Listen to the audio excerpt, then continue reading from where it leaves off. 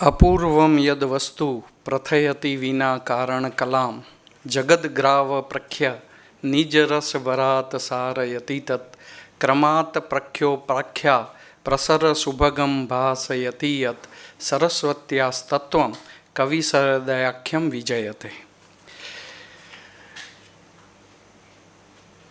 वागर्थावीव संपृक्तौ वागर्थ प्रतिपत्तये जगतः पितरौ वंदे पार्वती परमेश्वरौ। कलिकाल सर्वज्ञाय हेमचंद्राचार्याय नमो नमः।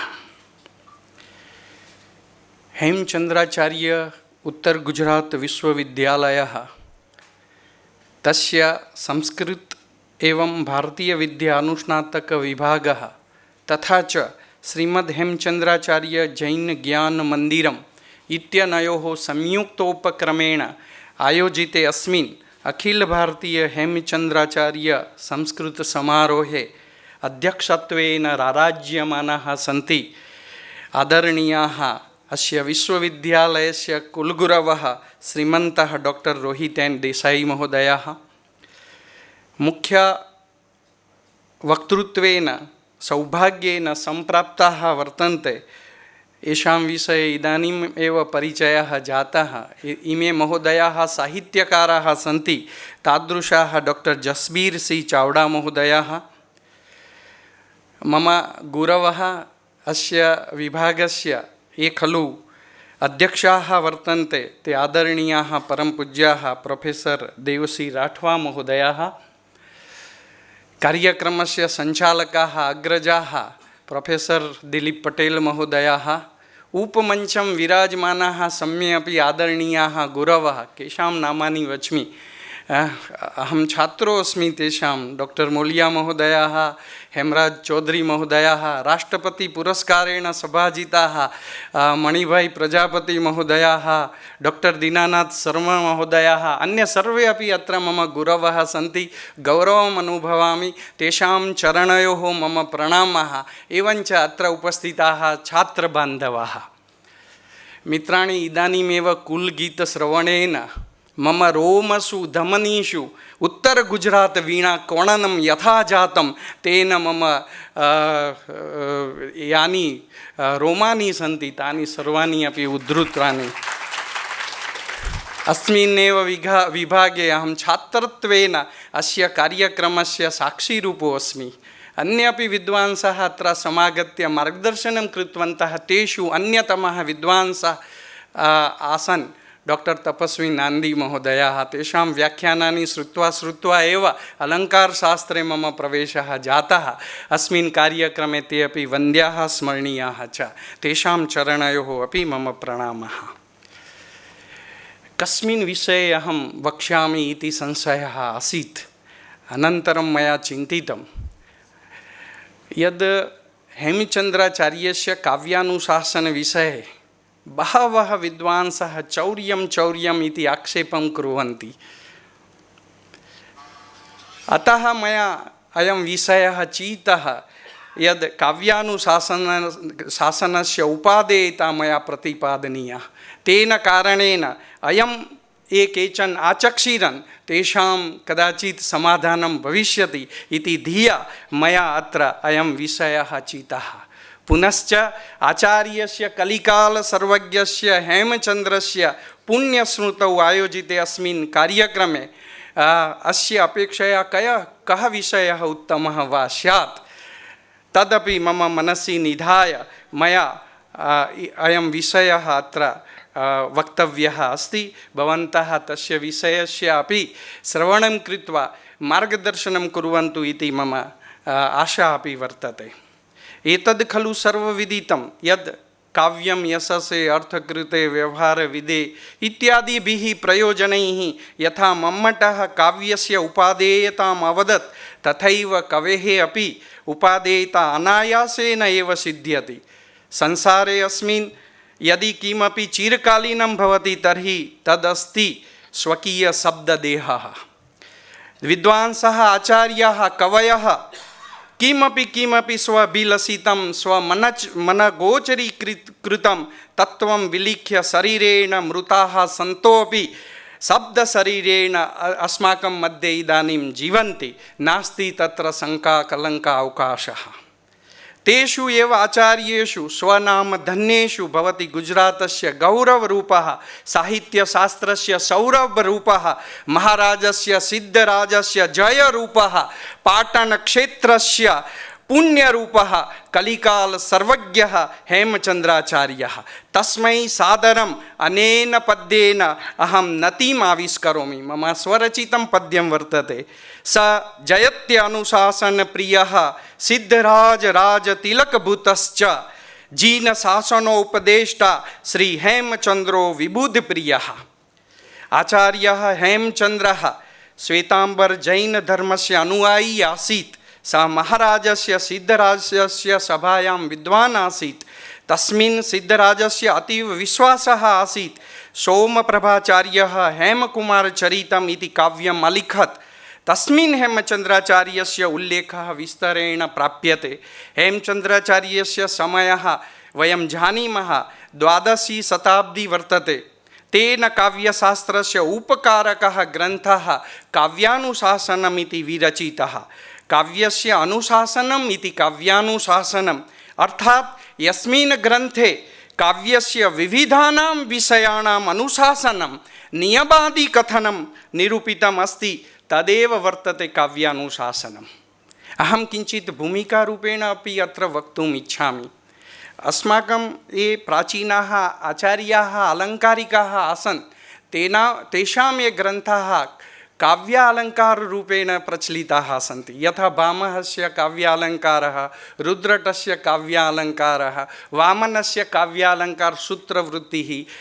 यतोहि तेषां दृष्टिः अलङ्कारदृष्टिः आसीत्। पुनः अलङ्कारशब्दस्य व्यापकार्थे तैः प्रयोगः कृतः। अतः प्राधान्येन व्यपदेशाः भवन्ति इति न्यायेन तस्य नाम काव्यालङ्कार इति घोषितं। वस्तुतः काव्यशोभाकारकाः ये के धर्माः सन्ति तेषाम् उल्लेखः अनेन शब्देन भवति, किन्तु तेषाम् आचार्याणां दृष्टिः अलङ्कारदृष्टिः इति वक्तुं शक्यते। अनन्तरम् आनन्दवर्धनाचार्यस्य यदा प्रादुर्भावः जातः तेन किञ्चित् दृष्टौ परिवर्तनम् आगतम्। अतः रसध्वनि एव काव्यस्य आत्मा इति तैः उद्घोषितं।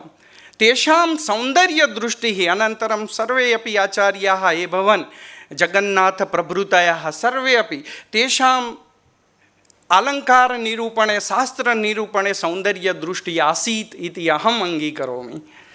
किन्तु हेमचन्द्राचार्यस्य काव्यानुशासनम् इति यद् ग्रन्थरत्नं वर्तते तेन कदाचित् सौन्दर्यशास्त्रेण सह जैनदृष्टिः अपि समाविष्टा। अतः तया दृष्ट्या तैः काव्यानुशासनस्य रचना कृता। तर्हि ग्रन्थे अस्मिन् कः विशेषताः, का च उपादेयता, किञ्च तैः अलङ्कारशास्त्रे प्रदानं कृतम् इत्येतेषां विषये अहं किञ्चित् अत्र विवक्षुः अस्मि। मित्राणि, एतद् काव्यानुशासन बहुभिः विद्वद्भिः पीष्टपेषणम् इति उद्घोष्यते। केचन अस्य अनुपयोगिताम् अङ्गीकुर्वन्ति, केचन पुनः मम्मटादीनां चौर्यम् इति कथयन्ति, केचन पुनः केवलं पदवीं प्राप्तुं लिखितं ग्रन्थं मन्वते। एतस्याम् अवस्थायां हेमचन्द्राचार्यस्य परिश्रमे प्रश्नार्थः स्थाप्यते। अस्माकं सिद्धान्तः अस्ति यत् प्रयोजनं विना मन्दोऽपि न प्रवर्तते। तर्हि किं हेमचन्द्राचार्यस्य काव्यानुशासनस्य रचनायां किमपि प्रयोजनं नासीत् इति? कथम् एतद् सम्भवति? तर्हि अत्र काव्यानुशासनस्य उपादेयतां प्रतिपादयितुं मम विनम्रं यत्नं विदधामि। कस्यचिदपि ग्रन्थस्य आद्यो महिमा एषः भवति यद् वयं तदाधारेण पूर्वाचार्याणां मतानि ज्ञातुं समर्थाः भवामः। यथा अष्टानां नवानां वा रसानां परम्परा आसीत्। रससूत्रस्य चतुर्विधं व्याख्यानम् आसीत्। ये लोल्लटादयः चतुर्विधः व्याख्याकाराः वर्तन्ते, एते विभादयः आसन्। अयं कश्चित् आचार्यः स्वमत अभिमतम् उक्तवान्। एतत् सर्वं कथं ज्ञायते? ऐसा ही इन आचार्यों ने कहा था, वो कैसे ज्ञात होगा? लोल्लट का मत यही था। अभिनव का मत यही था, शंकु का मत यही था। अगर टैक्स हेमचंद्राचार्य में देखेंगे तो वही टैक्स मिलेगी जो हमें पहले मिलती थी। तो वो टैक्स प्रमाणित करने के लिए भी काव्यानुशासन उपकारक है, अन्यथा प्रमाणित कैसे कर पाएंगे कि ये भट्ट नायक ने कहा है, भट्ट लोल्लट ने कहा है या शंकुक ने कहा है। परिवर्तिनाम आचार्याणाम ग्रंथान अधीत्य एव तर्हि काव्यानुशासनस्य प्रथमा उपादेयता एषा अस्ति यद् एतदाधारेण पूर्वाचार्याणां यानि मतानि यथावत् ज्ञातुं शक्यानि सन्ति। एषा वर्तते प्रथमा उपादेयता। का विशिष्टता काव्यानुशासनस्य? काव्यानुशासने आचार्य हेमचंद्रः काव्यशास्त्रेण सह सम्बन्धान् सर्वान् अपि विषयान् निरूपयितुम् इच्छति स्म। यथा आचार्यः विश्वनाथः साहित्यदर्पणे काव्येन सह नाट्यस्य अपि तत्त्वानां निरूपणम् अकरोत्, तथैव हेमचंद्राचार्यः अपि अस्मिन् ग्रन्थे सर्वान् अपि विषयान् समावेशयितुम् इच्छति। पुनश्च एषः ग्रन्थः कामपि विशिष्टामपि धरति, यथा विषयाणां निरूपणशैली गद्यात्मिकी सूत्रात्मिकी वर्तते। हेमचंद्राचार्यः मम्मट इव विश्वनाथ इव च कारिकासु विषयाणां निरूपणं न कृतवान्, तत्र कारिकाः सन्ति, अपि तु विषयप्रतिपादनाय तेन सूत्रशैली गद्यशैली आश्रिता। एषा शैली एव काव्यानुशासनम् अन्येभ्यः ग्रन्थेभ्यः विशिष्टं करोति। कारिकासु कस्यचिदपि विषयस्य निरूपणाय अन्यस्य अन्वयस्य आवश्यकता भवति, मर्यादा भवति। अन्वयस्य बोधः सति एव विषयस्य ज्ञानं भवति। गद्यशैल्यां तथैव न भवति। आचार्यः यद् कथयितुम् इच्छति तत्सर्वं मुक्तमनसा कथयति, अन्वयक्रमेण कथयति, तच्च कथितं सुस्पष्टं भवति। अस्मिन् अनायासे हेमचंद्राचार्यः सफलः दृश्यते। यदा काव्यानुशासनं पठामः तदा विषयाणां बोधः झटिति भवति इति अस्माकम् अनुभवः। हेमचंद्राचार्यः विषयाणां निरूपणे सूत्रशैलीम् अवलम्ब्य तस्य अधिकं स्पष्टतार्थं विस्तृतां वृत्तिमपि लिखति। अतः विषयप्रतिपादन दृष्ट्या एषः ग्रन्थः विशिष्टः अस्ति। मित्राणि, अन्ये अपि बहवः विषयाः सन्ति अस्य ग्रन्थस्य वैशिष्ट्यं प्रतिपादयितुं, किन्तु समयाभावेन अहम् अत्र उल्लेखमेव करोमि यद् हेमचंद्राचार्यस्य काव्यप्रयोजनम् अपि भवन्तः अवलोकयन्तु। तत्रापि वैशिष्ट्यम् अस्ति। हेमचंद्राचार्येण उक्तं प्रयोजनविषये काव्यम् आनन्दाय यशसे कान्तातुल्योपदेशाय च इति प्रयोजनं।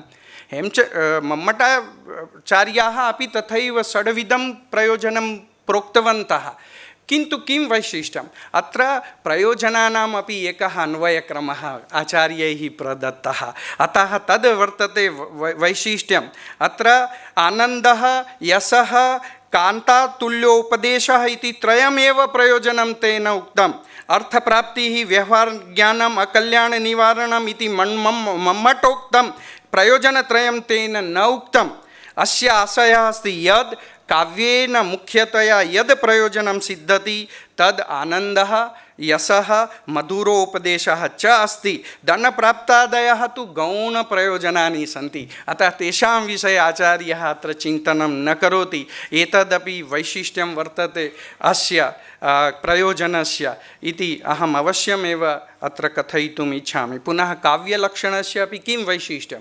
तर्हि अत्र तैः यद् काव्यलक्षणं काव्यानुशासने उक्तं तत्र तैः उक्तम् अदोषौ सगुणौ सालङ्कारौ शब्दार्थौ काव्यम् इति। अतः शब्दः अर्थः च मिलित्वा काव्यं कथ्यते। एतौ शब्दार्थौ अदोषौ दोषरहितौ, सगुणौ अर्थात् गुणसहितौ, तथा सालङ्कारौ अर्थात् अलङ्कारसहितौ भवेताम्। अत्र विशिष्टम् एतदस्ति यद् मम्मटाचार्यस्य काव्यलक्षणे अनलङ्कृति पुनः क्वापि इति उक्तवान्। मम्मटस्य मतानुसारं काव्ये अलङ्कारस्य स्थितिः विकल्पात्मिका भवति। अलङ्कारः अस्ति तथापि वरं नास्ति तथापि न हानिः इति मम्मटस्य तात्पर्यं वर्तते। हेमचंद्राचार्यः काव्यलक्षणे सालङ्कारौ इति उक्त्वा अन्यया रीत्या आत्मनः अलङ्कारवादी स्थापयति इत्यपि वैशिष्ट्यं वर्तते अस्य काव्यलक्षणस्य।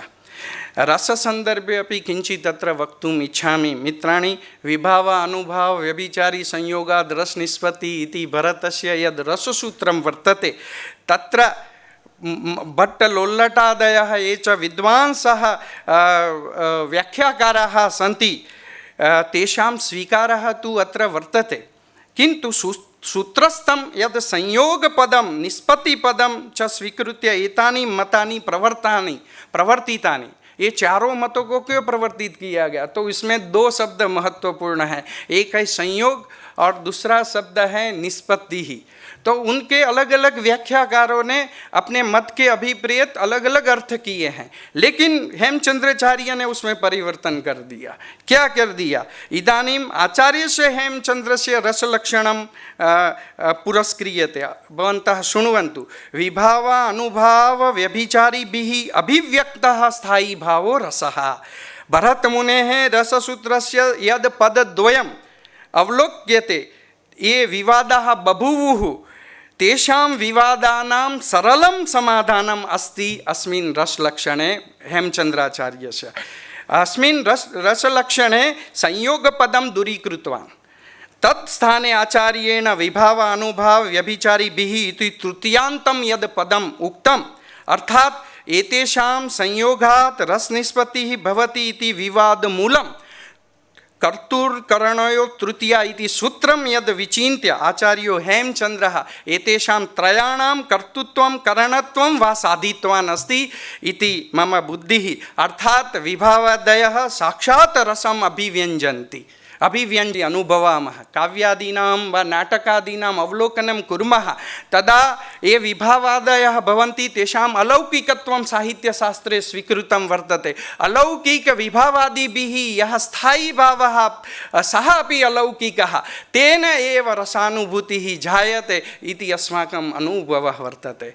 पुनः विवादास्पदः एकः प्रश्नः तु अस्माकं चर्चा अपि इदानीं महोदयेन सह आसीत्, सर्वं महोदयेन सह। तदा एव सुख दुःखात्मको रसः यद् खलु रामचन्द्र गुणचन्द्रयोः यद् लक्षणं वर्तते, तत्रापि विवादः भवति, किन्तु साहसिकम् एतत् विधानं वर्तते। सर्वप्रथमवारं रसः दुःखात्मकः इति तेन प्रतिपादितम्। अतः आचार्यस्य एव प्रभावः, तेन एका नूतना परम्परा अनन्तरम् आरब्धा, जैनपरम्परा साहित्यशास्त्रे आरब्धा वर्तते। तदपि विलक्षणं वर्तते। अस्य ग्रन्थस्य महत्त्वं तदपि प्रतिपादयति। अत्र महनीयाः विद्वांसः अत्र विराजन्ते, तेषां पुरतः अधिकं किं वदामि, किन्तु तथैव अन्यानि अपि अत्र अस्मिन् काव्यानुशासनग्रन्थे यानि विशिष्टतत्त्वानि सन्ति तेषाम् उल्लेखं कर्तुं शक्नुमः। किन्तु अन्ते अहम् उपसंहाररूपेण यद् वदामि, शासनस्य उपरि विवेकनाम्नी या टीका आचार्येण लिखिता, एतस्याः टीकायाः आधारेण पाश्चात्याः विद्वांसः अभिनवभारत्याः योग्यमेव पाठम् अङ्गीकृतवन्तः। अर्थात् हेमचन्द्राचार्यस्य काव्यानुशासने विवेकटीकायां च अभिनवगुप्तस्य यद् मतम् उल्लिखितं, तदाधारेण पाश्चात्यानां विदुषां पाठौचित्यम् अजायत्। अर्थात् ग्रन्थस्य अस्य एषा उपादेयता वर्तते यद् एतदाधारेण पूर्वाचार्याणां पाठानां निर्धारणं भवति। एवमेव क्रमेण गुणालङ्कारयोः वर्णने, दोषवर्णने, तत्रापि रसदोषसंख्या विवेचने, रूपकाणाम् उपरूपकाणां च विषये, गद्यपद्यादि काव्यभेदवर्णने, नायकादिनिरूपणे च इति हेमचन्द्राचार्यः स्वग्रन्थनिर्माणप्रसङ्गे व्यर्थं प्रयत्नम् अकरोत् इति ये कथयन्ति ते व्यर्थं वदन्ति। हेमचन्द्राचार्यस्य काव्यानुशासन निर्माणे विशिष्टता दृश्यते, वैविध्यम् अवलोक्यते, कापि नवीना दृष्टिः आसीत्। एतत् सर्वं सम्पूर्णे शोधपत्रे इतोपि स्पष्टतया प्रतिपादयिष्यामि। प्रोफेसर तपस्वी नान्दी महोदयाः तु कथयन्ति यद् यथा भगवता बादरायणेन रचितेषु सूत्रेषु शङ्कराचार्यदीनां भाष्याणां महत्त्वं विद्यते, यथा वा भगवद्गीतायाः उपरि लिखितेषु भाष्येषु श्री अरविन्दस्य महर्षेः वा बालगङ्गाधर तिलकस्य भाष्यस्य महत्त्वं वर्तते, तथैव एतस्य काव्यानुशासनस्य स्थानं काव्यशास्त्रपरम्परायां महत्त्वपूर्णं वर्तते। पुनश्च काव्यशास्त्रस्य प्राचीनपरम्परायां गुजरातस्य प्रतिनिधित्वं कुर्वत् एतद् काव्यानुशासनम् एव प्राप्यते। अस्माकं गुजरातीजनानां कृते तो गौरवरूपा एका परम्परा आरब्धा। भरतात् आरभ्य काव्यशास्त्रस्य ये चर्चायोग्याः विषयाः वर्तन्ते स्म, तेषां प्राप्तिः प्रायेण एकत्र एकस्मिन् सूत्रे विविधानां पुष्पाणां माला इव काव्यानुशासने एव भवति। अस्तु, मम शोधपत्रस्य अयं विषयः आसीत्। अयं क्षुद्रजनः अत्र वक्तुम् आहूतः, अवसरः प्रदत्तः। अहं छात्रो अस्मि अस्य विश्वविद्यालयस्य, गौरवम् अनुभवामि अस्य विश्वविद्यालयस्य छात्रत्वेन अहम् आसम्। अत्र गुरवः अपि ते सन्ति, आयोजकाः अपि ते सन्ति, राठवा महोदयाः अपि मम गुरवः सन्ति, किन्तु तैः अत्र निमन्त्रितः अयं जनाः वक्तुं च अवसरः प्रदत्तः, तदर्थं सर्वेषां चरणयोः मम प्रणीतयः धन्यवादः। जयतु संस्कृतं, जयतु भारतम्। धन्यवाद। डॉक्टर ललित भाई ने काव्यानुशासन की विशिष्टताओं के बारे में बताया। ऐसा आरोप लगता है कि आचार्य जी ने अपने पूर्ववर्ती आचार्यों में से इस ग्रंथ का निर्माण किया है, लेकिन इन्होंने बड़े सटीक तरीके से इस बात को खंडित किया है। इन्होंने तपस्वी नांदी जी का जिक्र भी किया है। मैंने आगे भी जिक्र किया कि इसका अंग्रेजी अनुवाद 800 पेजों का इस यूनिवर्सिटी से प्रकाशित किया है, और डॉक्टर तपस्वी नांदी साहब ने बड़े गौरव के साथ कहा था, इसमें एक शब्द की कोई भूल निकाल दे मैं इनकी आजीवन गुलामी करूँगा।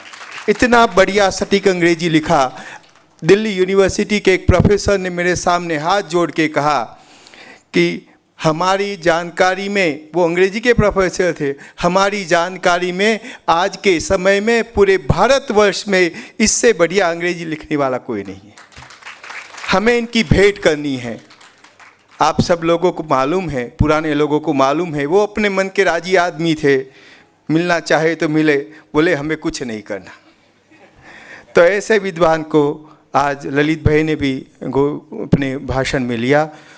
अब हम जिनके की नॉट स्पीकर और जिनकी बातों का असर भारत सरकार के माइनिंग डिपार्टमेंट के मजदूरों तक पहुंची है, तो ऐसे प्राचीन ग्रंथों को आधुनिक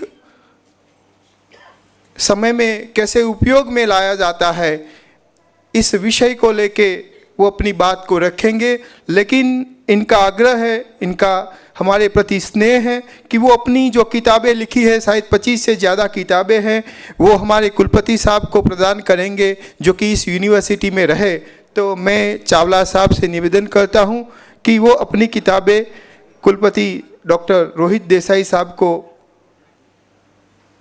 प्रदान करें। ये सब किताबें हमें दे रहे हैं हमारी यूनिवर्सिटी के लिए, तो ये अपनी लाइब्रेरी में जाएंगी। ये वो विद्वान हैं जिन आप देख रहे हैं, इनकी विद्वत्ता का परिचय है। पूरी जिंदगी जिन्होंने इस ग्रंथों के पीछे न्योछावर कर दी है। ऐसे हमारे आज के की नॉट स्पीकर हैं, चंडीगढ़ से पधारे हैं, बड़ी लंबी यात्रा करके पधारे हैं, और जातक कथाओं का कैसे आज के समय में भी उपयोग हो सकता है उसी मैनेजमेंट को आज बताने वाले हैं, हिंदी भाषा में बताने वाले हैं। इसीलिए श्रोताओं से मेरा निवेदन है कि वो शांति से इस बात को सुनेंगे। मैं आदरणीय चावला साहब को अपने की नॉट स्पीकर के लिए सादर आमंत्रित करता हूँ।